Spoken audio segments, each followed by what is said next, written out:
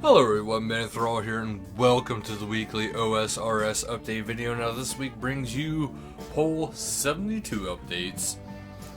And first up is the Hollowed. The Hollowed changes you voted for back on poll 72, well, poll number 72, are here at last. To begin with, they've added a new item to the Hollowed store, the Hollowed Sack.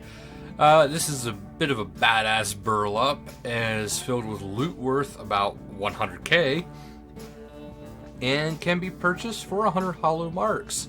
In addition to the sack, they moved onto one of their loot rolls from the Grand Coffin onto another less Grand Coffin on the 5th floor. So there you go. Speaking of the favorite mysterious stranger, he will now store your hollow tools in his ample pockets until you need them again, so no more worrying about the storage. Finally, the price of the Dark Acorn has been reduced from 3,000 hollowed marks. If you already purchased one at the higher price, you'll be refunded to the tune of 2,000 hollowed marks, so they should be 1,000 hollowed marks. The Farming Guild, you are now able to trade your extra spirit tree seeds, seedlings, watered seedlings, and saplings to the Farmer Guild for tier 5 seed packs. I'm sure a lot of people are happy about that because I've seen about that, which would be something fantastic for RS3 as well.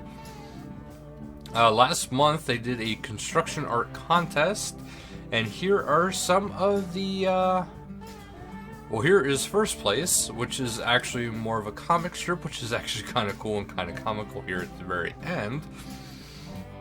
Basically, the Demon Butler is a very well-reserved, respectable demon. And then we are actually the Maniac. In second place is a Lunch Break by Tiz Taktuna, which looks like a clay model of a craftsman, which is actually pretty cool. And in third place, least but not last, well, yeah, whatever, is a very, very fantastic artist rendition, and it says a nice cup of tea, and it has their, probably I would assume their avatar with the Demon Butler pouring some tea. And then don't forget that the merch store update has gone on. So there's also Crazy for Konar with a limited edition set of pins from Angel Scapes. So keep that in mind.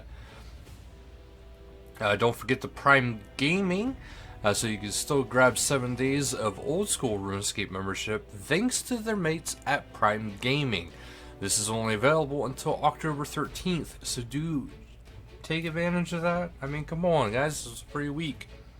In other news, the first option on the Pharaoh's Scepter has been changed from teleport to wield.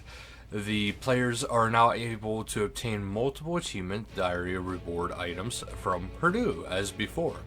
The same applies to God Caves and Bearheads.